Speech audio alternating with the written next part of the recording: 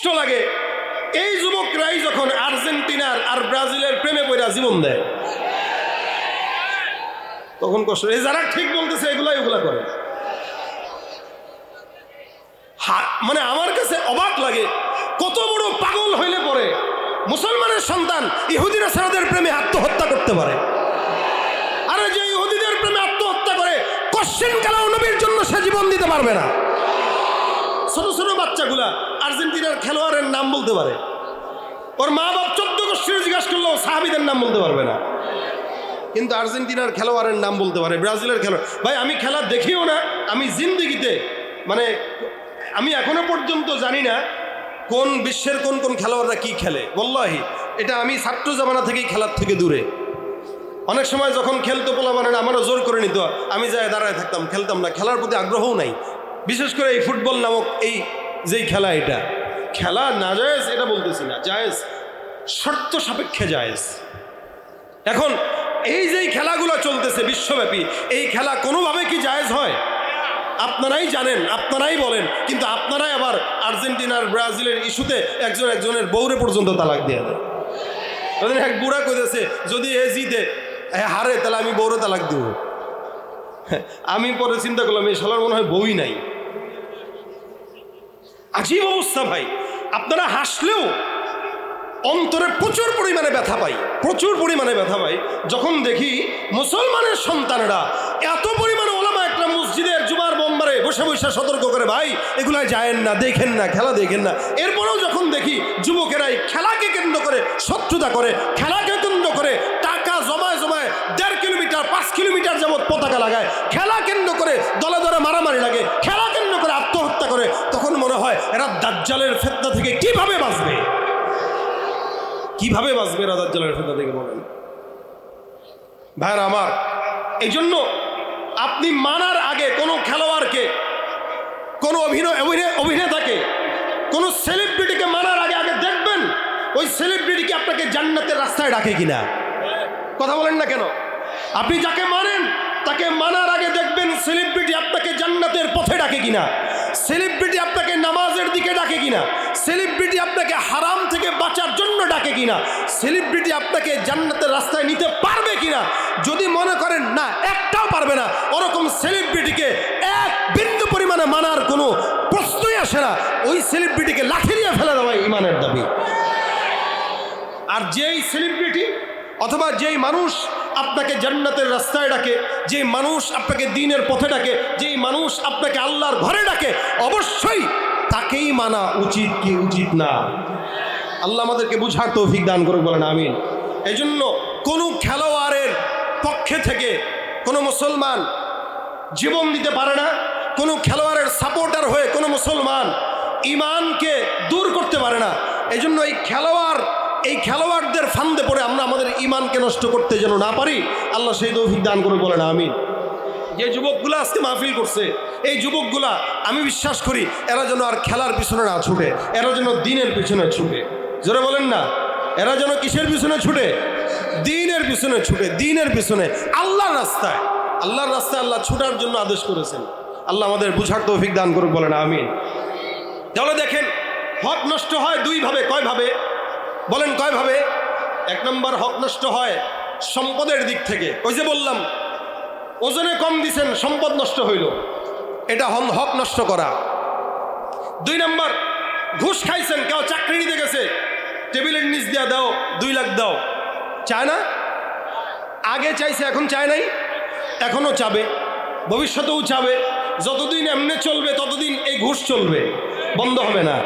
আপনারা হয়তো এই জায়গায় ঠিক বলেন নাই, কারণ আপনারা দলীয় লোক অনেক আছেন, কিন্তু আমি দল মতের ঊর্ধ্বে কথা বলতেছি। আগেও বলেছি, এখনো বলবো, যতদিন পর্যন্ত ইসলামী আইন এদেশে না আসবে সুদ ঘুষ বন্ধ হবে না কিয়ামত পর্যন্ত। এটা চলবে, এটা বান্দার হক নষ্ট করা। সুদ চলবে কি চলবে না? কথা কয় না। চলবে কি চলবে না? চলবে যতদিন পর্যন্ত ইসলামী আইন না আসবে। এখন সুদের কারবারি করা বান্দার হক নষ্ট নাকি বান্দার হক আদায়? নষ্ট না? আপনার কাছে ঋণ, আপনি কারো কাছে ঋণ চাইলেন 10,000 টাকা, হ্যাঁ দেবো 10,000 টাকা, 1,000-এ 100, আপনার ক্ষতি করলো না? আপনার হক নষ্ট করলো না? এটা হলো সম্পদের দিক থেকে হক নষ্ট করা। আর সম্মানের দিক থেকে হক নষ্ট করা কি? সম্মানের দিক থেকে হক নষ্ট করা হইল কিছু থেকে কিছু হইলেই ফেসবুকে লেখালেখি, আছে কিনা নাই? কম না বেশি? কিছু থেকে কিছু হইলেই ফেসবুকে লেখালেখি, তমুকে এই করছে, তমুকে এই করছে। এটা হইল বান্দার সম্মান নষ্ট করা। এই বান্দা কিয়ামতের ময়দানে আল্লাহর সামনে দাঁড়ায় যাবে, দাঁড়ায় বলবে, আল্লাহ, ও জমিনে আমার নিরাপরাধ থাকা অবস্থাতেও আমাকে নিয়ে ফেসবুকে লেখালেখি করছে, মানুষের সামনে আমার সম্মান নষ্ট করছে, আজকে আমাকে এর বিচার করতে দেন। আল্লাহ বলে, তুমি কি চাও? আল্লাহ, তার আমলগুলো আমারে দাও। আল্লাহ বলবে, এই দিয়া দে, দিয়ে দে। কিসের আমল দেবো? আল্লাহ, নাই তো, নামাজেরটা তো দিয়েই দিলাম। আল্লাহ বলবে, এখন রোজারটা তো আছে, রোজারগুলা দিয়ে দে। এই বান্দাকে রোজার সমস্ত আমলগুলা দিয়ে দেওয়া। ওই যে সম্মান নষ্ট করছে, এলাকার ভিতরে মিথ্যা কুৎসা রটনা করছে, গোপনে নিন্দা করেছে, প্রকাশ্যে নিন্দা করেছে। এই জন্য আল্লাহ বলেন, ওয়াইলুল লিকুল্লি হুমাযাতিল লুমাযা, প্রকাশ্যে এবং অপ্রকাশ্যে নিন্দা যারা করে তাদের ধ্বংস। আল্লাহ পাক রব্বুল আলামিন বলেন, এগুলো সব হলো ধ্বংসের জন্য বদদোয়া করেছেন।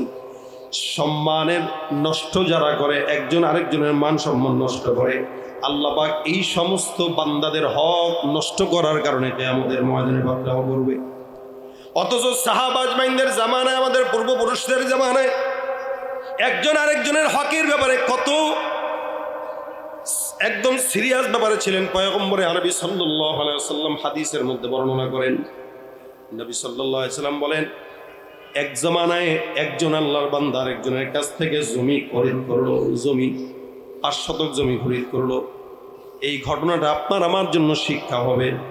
আল্লাহ নবী বলেন, একজন আরেকজন বান্দার থেকে জমি খরিদ করলো, খরিদ করার পর এ আল্লাহর বান্দা চাষাবাদ যখন করবে, চাষাবাদ করার সময় যখন মাটি উঠাইল, গাধা দিয়া বলদ দিয়া যখন মাটিগুলোকে উপড়ায় ফেললো, হঠাৎ করে তাকায় দেখে মাটির ভিতরে একটা কলস, ওই কলসের মধ্যে সোনা রূপা ভর্তি সম্পদ। আল্লাহর বান্দা যখন ওই কলস ভর্তি সম্পদ দেখলো, ওই সম্পদ, কলস ভর্তি সম্পদটা উঠাইলো। উঠানোর পরে এবার চিন্তা করলো, আল্লাহ, এই যে জমিনটা আমি খরিদ করলাম, এই জমিনের মধ্যে যে সম্পদ আর কলস ভর্তি সম্পদ আছে, এই সম্পদটা কার যেন? আল্লাহ, কার কাছে আমি যেন দেবো এটা? বান্দা চিন্তা করতে করতে অবস্থা পেরেশান হয়ে গেছে। আমরা যদি হইতাম এই জামানায়, নিজের মনে করে, বাবার মনে করে, দাদার মনে করে খরচ করতাম, কিন্তু এই আল্লাহর বান্দা কলসটাকে খরচ করে নাই, যার থেকে জায়গা খরিদ করলো ওই আল্লাহর বান্দার কাছে আবার রিটার্ন নিয়ে গেল। এই আল্লাহর বান্দার কাছে কলসটা যখন ফেরত নিয়ে যায়, হঠাৎ যায় যে ডাক দেয়া বলতেছে, আল্লাহর বান্দা, আমি তোমার জায়গা তোমার থেকে খরিদ করলাম, খরিদ করার পর ওই জায়গার মধ্যে একটা কলস পাইলাম, কলসের মধ্যে স্বর্ণরূপা ভরা, দয়া করে এই কলসটা তোমার কাছে ফেরত দিতে আসলাম, এই কলসটা তুমি তোমার কাছে ফেরত নিয়ে আমাকে উদ্ধার করে দাও। সুবহানাল্লাহ। একটা জমি কিনলো, ওইটার ভিতরে কলস পাইলো, ওইটা আবার ফেরত দিতে আসছে। এবার দেখেন, যার কাছে ফেরত দিতে আসছে, রাসূল বলেন, সে কি বলে? ওই আল্লাহর বান্দা ডাক দেয়া বলে, যুবক, আমি তোমার কাছে জায়গা বিক্রি করলাম, ওই জায়গার ভিতরে তলে উপরে যা কিছু আছে সব তোমার। এই সুতরাং জায়গার জমিনের ভিতরে যেই কলসটাও পাইলা, ওই কলসটাও তোমার, এই কলসটা আমার না, যাও তুমি বাসায় চলে যাও। এক কলস ভর্তি স্বর্ণ রূপা, দুইজন মিলে লাগছে, কে কার হাতে বোঝায় দিতে পারে? এই বান্দা কয় তুমি নাও, ওই বান্দা কয় তুমি নাও। কেউ নিতে চায় না, কারণ উভয়ের কাছেই মনে হচ্ছে এই কলসটা স্বর্ণরূপার কলস না, যেন জাহান্নামের আগুনের কলস। চিন্তা হইলো, যদি এই কলসটার দাম তো আমি দেই নাই, তার থেকে আমি কি কিনলাম? জায়গা কিনলাম।